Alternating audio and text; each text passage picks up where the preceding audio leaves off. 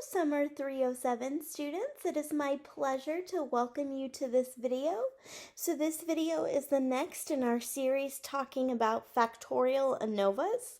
And in this quick video, we're just going to do some practice talking about interactions and also identifying if an interaction is present or absent in a line graph. Okay, so let's suppose we want to know if class year in undergraduate students is related to GPA. Okay, so let's suppose we're doing an experiment with a single categorical independent variable, which is class year and has 4 levels: freshman, sophomore, junior, senior. And our dependent variable is continuous and it's GPA, right? So if we're just looking at one independent variable, one categorical independent variable, and its influence on a continuous dependent variable, right, we would be conducting a one-way ANOVA, right?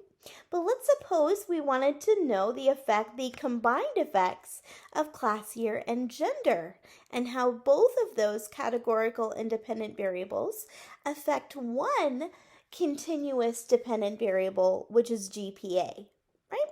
In this case, we would conduct a factorial ANOVA, and we would adopt a 2x4 factorial design.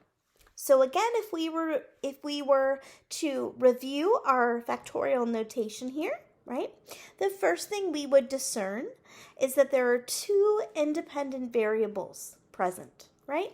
And we know that because there are 2 numbers, a 2 and a 4, okay?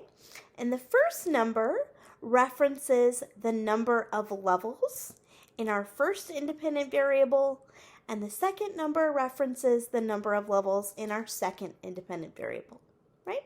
So our first independent variable is gender, okay? And we have male versus female. And our second independent variable is class year, so it's freshman, sophomore, junior, senior, right? So again, we have a 2x4 design. And if we want to know how many groups there are or how many cells are in our table, okay, we simply multiply the 2 by the 4 and we get 8 groups, okay? And again, whenever we conduct a factorial design, okay, we look for 3 things. The first 2 things are main effects for each independent variable, right?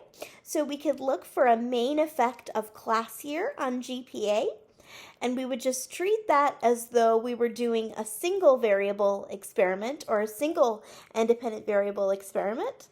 So we would say, ignoring gender, right, do freshmen, sophomores, juniors, and seniors have different mean GPAs?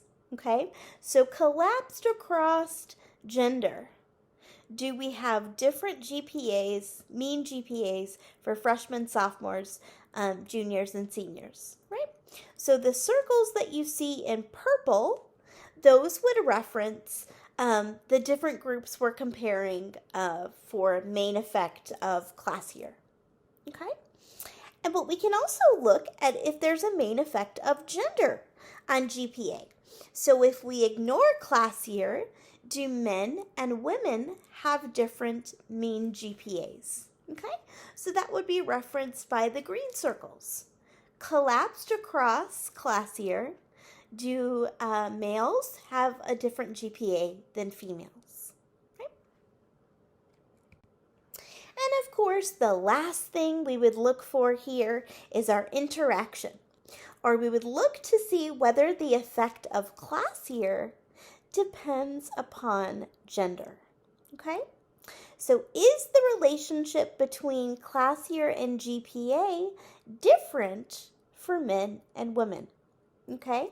For example, maybe men's GPAs decrease over time, whereas women's GPAs stay the same, right?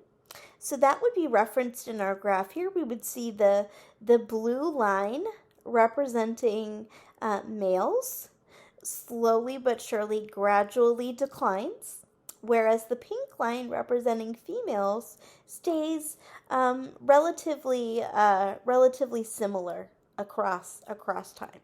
Right? So looking at that graph, looking at that line graph again, our rule of thumb, right, is if the lines are parallel, there's not an interaction, but if the lines intersect, there probably is, right?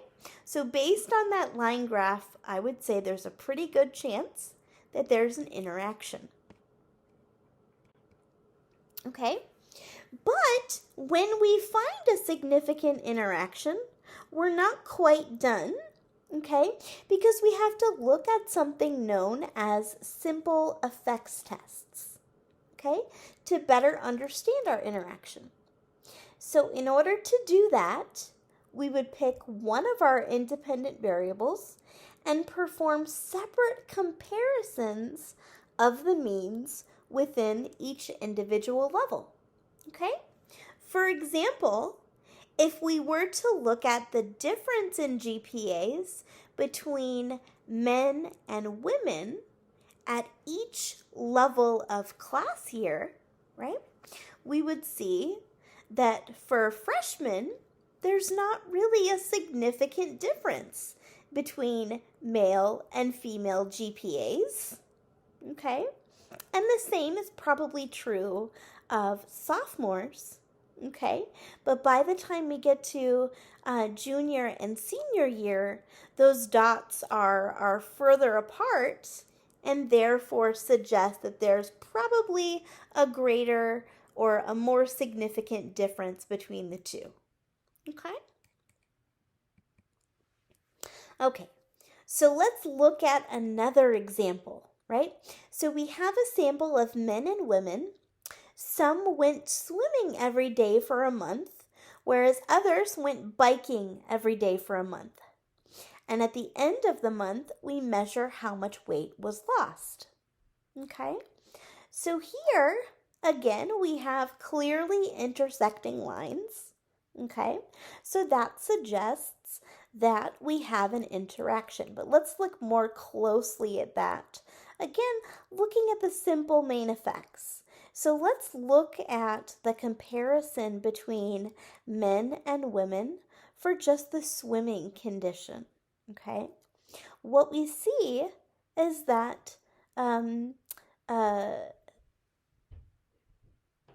for men, okay, there's a significant increase in weight loss. So their weight loss during swimming is significantly less than their weight loss during biking. Okay? Whereas the opposite is true for women. They experience significantly more weight loss while swimming for a month than they do over biking, right?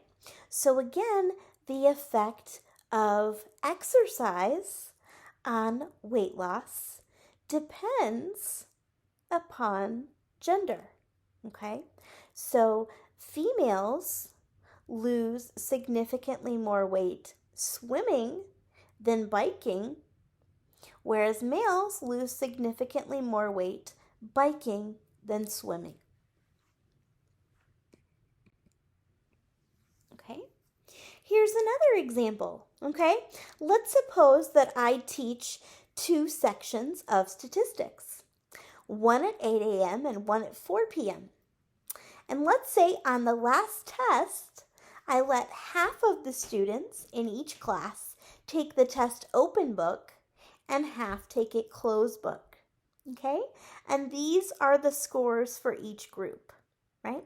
So again, our dead giveaway here is that both of those lines look parallel. They're non-intersecting.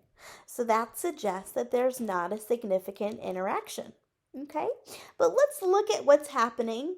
Let's look at the simple effects. So let's look at the first level of the type of test variable, closed book and compare the scores for the 8 a.m. class and the 4 p.m. class. Okay? It looks like closed book scores are lower for both the 8 a.m. class and the 4 p.m. class, and they're significantly higher for both the 8 a.m. class and the 4 p.m. class in the open book condition. Okay?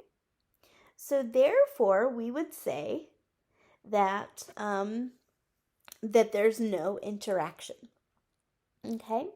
We would also say that there's a main effect of the test variable, okay, in that collapsed across the 8 a.m. and the 4 p.m. class, okay, people tend to have better scores in the open book than the closed book, okay? There's also a main effect of class time. So it looks like the 4 p.m. class collapsed across the closed book and open book conditions have better scores, okay?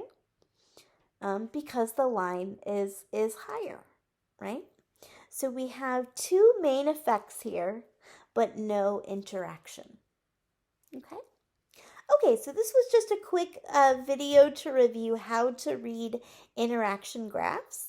And I hope it was helpful, and I will see you in my next video.